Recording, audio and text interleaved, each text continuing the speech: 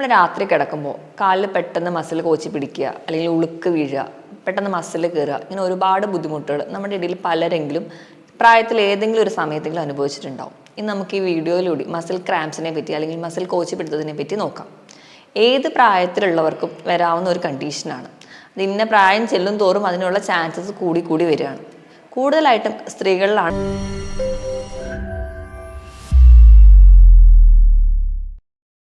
Hi, ഞാൻ doctor പ്രിയ, QNB health കെയറിലെ homeopathic ഫിസിഷ്യനാണ്. നമ്മൾ രാത്രി കിടക്കുമ്പോൾ കാലിൽ പെട്ടെന്ന് മസിൽ കോച്ചി പിടിക്കുക, അല്ലെങ്കിൽ ഉളുക്ക് വീഴുക, പെട്ടെന്ന് മസിൽ കയറുക, ഇങ്ങനെ ഒരുപാട് ബുദ്ധിമുട്ടുകൾ നമ്മുടെ ഇടയിൽ പലരെങ്കിലും പ്രായത്തിൽ ഏതെങ്കിലും ഒരു സമയത്തെങ്കിലും അനുഭവിച്ചിട്ടുണ്ടാവും. ഇന്ന് നമുക്ക് ഈ വീഡിയോയിലൂടെ മസിൽ ക്രാംസിനെ പറ്റി അല്ലെങ്കിൽ മസിൽ കോച്ചി പിടുത്തതിനെ പറ്റി നോക്കാം. ഏത് പ്രായത്തിലുള്ളവർക്കും വരാവുന്ന ഒരു കണ്ടീഷനാണ്. അത് ഇന്ന പ്രായം ചെല്ലും തോറും അതിനുള്ള ചാൻസസ് കൂടി കൂടി വരികയാണ്.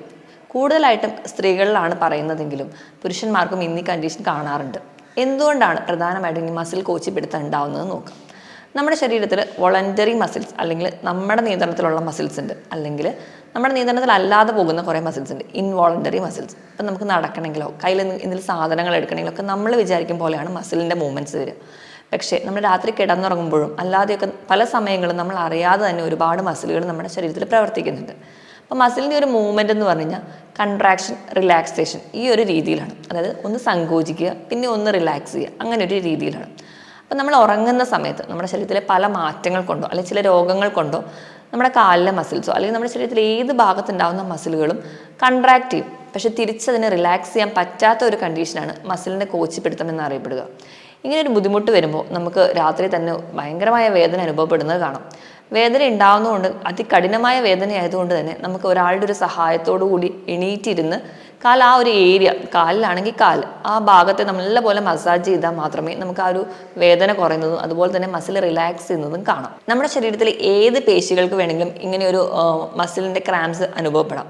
കൂടുതലായിട്ട് നമുക്ക് അനുഭവപ്പെടുന്നത് കാഫ് മസിൽസ്, അതായത് നമ്മുടെ കാലിൻ്റെ വണ്ണ ഭാഗത്തുള്ള മസിലുകളാണ് കൂടുതലായിട്ടും ബാധിക്കുക.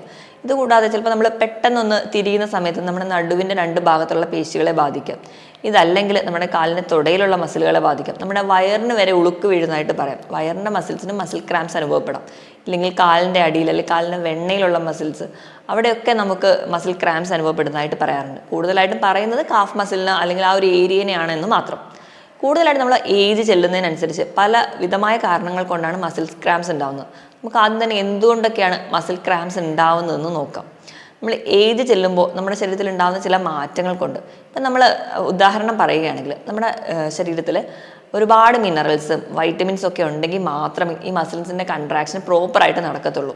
അപ്പോൾ നമ്മൾ വൈറ്റമിൻ ഡി നമ്മുടെ ശരീരത്തിൽ കുറയുകയാണെന്ന് വിചാരിക്കുക. വൈറ്റമിൻ ഡി എന്ന് പറയുന്നത് നമ്മൾ പുറത്ത് നിന്ന് വെയിൽ കൊള്ളുമ്പോൾ, അതായത് രാവിലെ ഒരു 11 മണി മുതൽ ഒരു 2 മണി വരെയുള്ള വെയിൽ കൊള്ളുമ്പോൾ കിട്ടുന്ന ഒരു വൈറ്റമിനാണ്. ഈ ഒരു വൈറ്റമിന് നമുക്ക് വേണ്ട രീതിയിൽ ശരീരത്തിൽ ഇല്ലെങ്കിൽ നമുക്ക് മസിൽ ക്രാംസ് വരാം.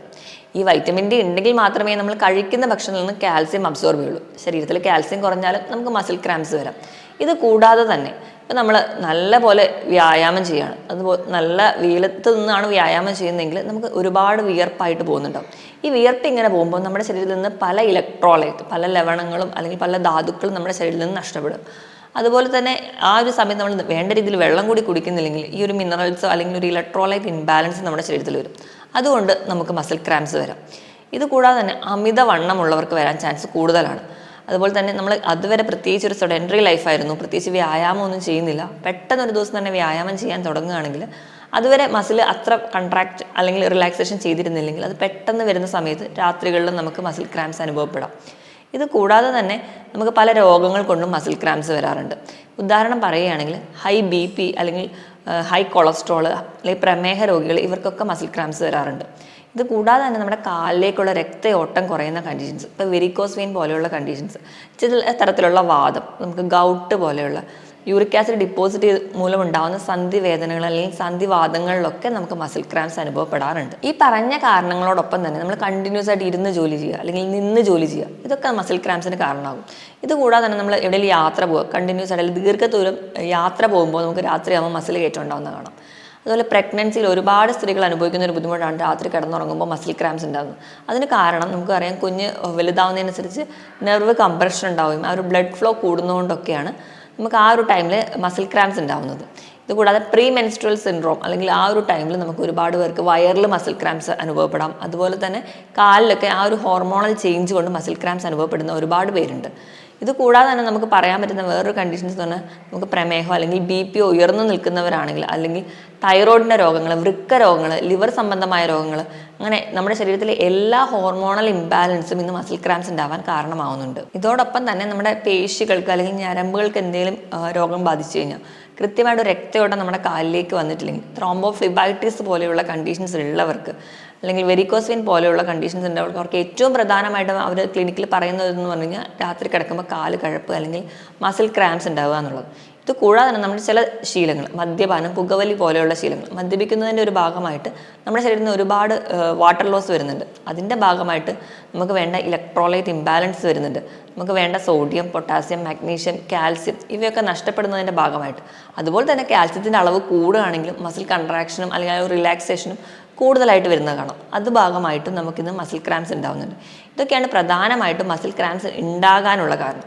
ഇനിയിപ്പോൾ നമുക്ക് ആർക്കെങ്കിലും അല്ലെങ്കിൽ നമ്മുടെ വീട്ടിലോ അല്ലെങ്കിൽ നമ്മൾക്ക് തന്നെ ഒരു മസിൽ ക്രാംസ് ഉണ്ടെങ്കിൽ നമ്മൾ എങ്ങനെ അതിനെ മാനേജ് ചെയ്യും? മസിൽ ക്രാംസ് ഉണ്ടാകുമ്പോൾ നമ്മൾ ഏറ്റവും ആദ്യം ശ്രദ്ധിക്കേണ്ടത് വെച്ചാൽ നമ്മൾ ഒരുപാട് ടെൻഷൻ അടിക്കരുത്, അല്ലെങ്കിൽ അയ്യോ ഭയങ്കര ബഹളം ഉണ്ടാക്കാതെ ഒന്ന് റിലാക്സ് ചെയ്തിരിക്കാൻ വേണ്ടി ശ്രദ്ധിക്കുക. അങ്ങനെ റിലാക്സ് ചെയ്തിരുന്നിട്ട് നമ്മൾ കാല് പതുക്കെ മസാജ് ചെയ്താൽ തന്നെ ഒരു പരിധി വരെ നമുക്ക് ആ ഒരു കൺട്രാക്ഷൻ റിലാക്സേഷൻ്റെ ആ ഒരു പ്രോസസ്സ് നമുക്ക് തന്നെ കൺട്രോൾ ചെയ്യാൻ പറ്റും. മസിൽ പെട്ടെന്ന് റിലാക്സ് ചെയ്യുന്നതായിട്ട് കാണാം. അല്ലെങ്കിൽ നമുക്ക് വേറൊരാളുടെ സഹായത്തോടു കൂടി, ഇപ്പോൾ നമ്മൾ ചെറു ചൂടുവെള്ളം ഉപ്പിട്ടിട്ട് നമ്മൾ ചെറുതായിട്ടൊന്ന് പിടിച്ചു കൊടുക്കുകയാണെങ്കിൽ, അല്ലെങ്കിൽ ഐസ് പാക്ക് വെക്കുകയാണെങ്കിൽ തന്നെ നമുക്ക് മസിൽസ് പെട്ടെന്ന് തന്നെ റിലാക്സ് ചെയ്ത് വരുന്നത് കാണാം. അമിതമായിട്ട് കൺട്രാക്ട് ചെയ്തിരിക്കുന്നത് കൊണ്ടാണ് നമുക്ക് ഈ മസിൽ ക്രാംസ് ഉണ്ടാകുന്നത്. അതുകൊണ്ട് തന്നെ നമുക്ക് ഈസി ആയിട്ട് മസിൽ റിലാക്സ് ചെയ്ത് വരുന്നത് കാണാം. ഇനി നമ്മൾ ശ്രദ്ധിക്കേണ്ടത്, നമ്മൾ അതുവരെ ഒരു സെഡൻറ്ററി ലൈഫായിട്ടിരുന്ന ആൾ പെട്ടെന്ന് തന്നെ വ്യായാമം ചെയ്യാൻ തുടങ്ങുമ്പോൾ ആദ്യം തന്നെ കഠിനമായ വ്യായാമത്തിലോട്ട് പോകാതെ ആദ്യം തന്നെ ഒരു വാമപ്പോ അല്ലെങ്കിൽ സ്ട്രെച്ചിങ് എക്സസൈസ് ഒക്കെ നല്ലപോലെ ചെയ്യാം. അങ്ങനെ സ്ട്രെച്ചിങ് എക്സസൈസ് ഒക്കെ ചെയ്തതിന് ശേഷമാണ് നിങ്ങൾ വ്യായാമം ചെയ്യുന്നതെങ്കിൽ നിങ്ങൾക്ക് ഒരു പരിധി വരെ ഈ ഒരു ബുദ്ധിമുട്ട് അനുഭവിക്കേണ്ടി വരില്ല.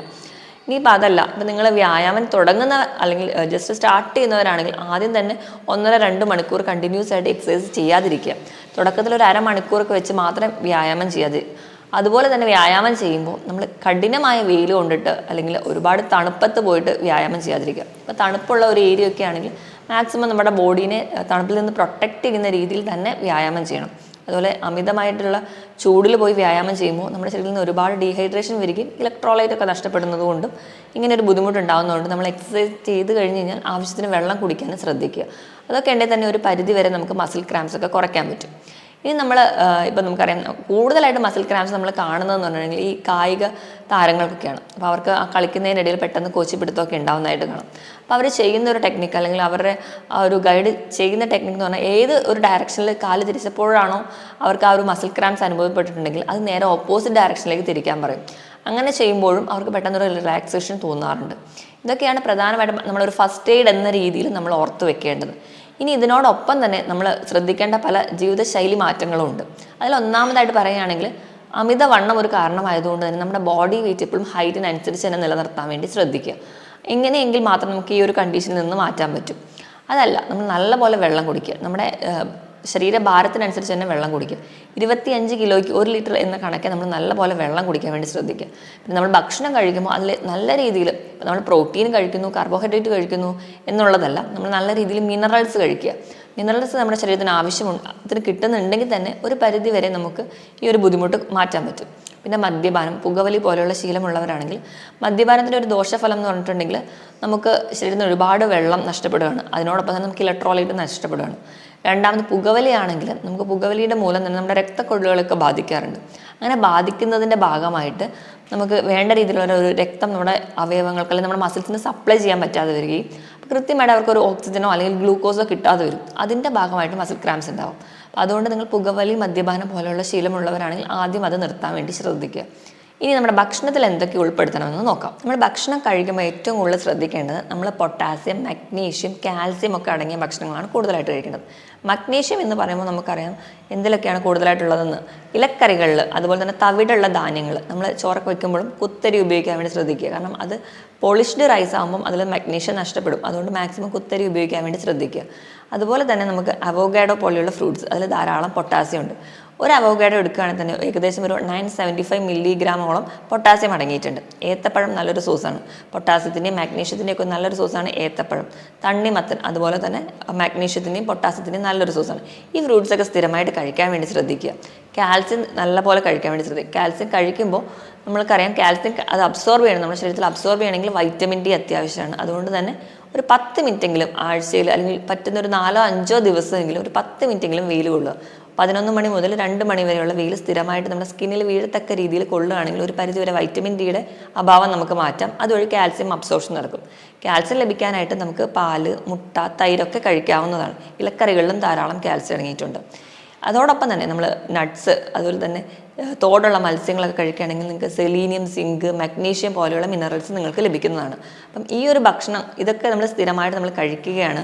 നമ്മുടെ ബോഡി കൃത്യമായിട്ട് വ്യായാമമുണ്ട്, നമ്മുടെ ബോഡി വെയിറ്റ് കൃത്യമായിട്ട് മെയിൻറ്റെയിൻ ചെയ്യുന്നുണ്ട്, കൃത്യമായിട്ട് വെള്ളം കുടിക്കുന്നുണ്ടെങ്കിൽ നമുക്ക് ഈ ഒരു ബുദ്ധിമുട്ട് ഒരു പരിധി വരെയൊക്കെ കുറയ്ക്കുന്നതായി കാണാം. ഹോമിയോപ്പതിയിലും ഫലപ്രദമായ ചികിത്സ ലഭ്യമാണ്. അപ്പോൾ ഏതെങ്കിലും ഒരു കണ്ടീഷൻസ് മൂലമാണെങ്കിൽ നിങ്ങൾക്ക് മസിൽ ക്രാംസ് ഒക്കെ ഉണ്ടാവുന്നെങ്കിൽ ആ ഒരു കണ്ടീഷൻ തന്നെ നമ്മൾ മാനേജ് ചെയ്ത് കഴിഞ്ഞാൽ ഒരു പരിധി വരെ നമുക്കിതൊക്കെ മാറ്റാൻ പറ്റും. മറ്റൊരു ഹെൽത്ത് ടോപ്പിക്കുമായിട്ട് വീണ്ടും കാണുന്നത് വരെ നന്ദി.